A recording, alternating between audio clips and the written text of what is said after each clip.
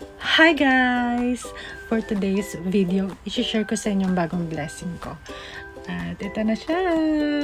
Taran! Ang aking bagong Mercedes-Benz. And super excited akong i-share sa inyo to. Maliit man to para sa inyo, pero sa akin napakalaking bagay nito. Super.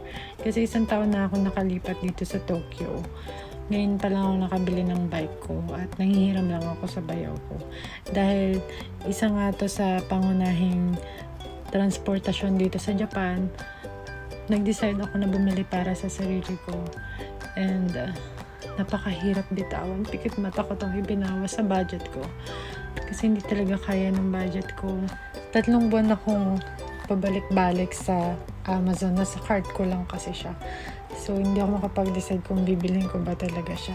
Kasi bilang isang OFW, alam ko yung halaga ng pera na napalayo ka sa pamilya mo.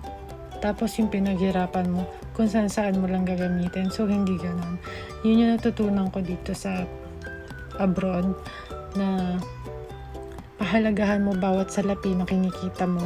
And ayun na nga, nagpapasalamat ako kay Lord talaga. Super bait ni Lord sa akin kasi lahat ng needs ko binibigay niya. And dahil nagka-bonus nga ako ngayon, yun siguro yung way ni Lord para makabili ako ng bisikletang to.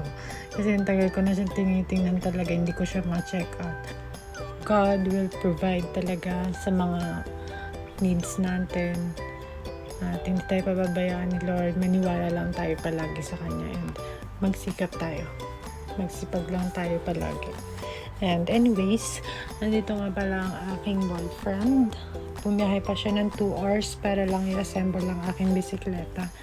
And I'm very thankful din sa taong to kasi nag-e-effort siya kahit kaya ko namang gawin yung mga ganitong bagay.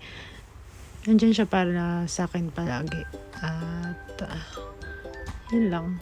Baka lumaki na yung ulo mo. Ano ko sa'yo? Tigil na natin to.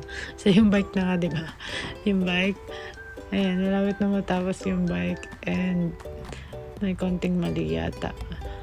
So, ayan, tinignan namin yung manual kasi hindi namin tinignan kanina. Tinignan namin yung manual para baka mamaya tumatakbo ko na wala yung kalahati o diba, GG. So, ayan. Yan yung maliit na bisikleta, yung folding bike na maliit para hindi siya hassle ilagay sa kahon kung ipapadala ko.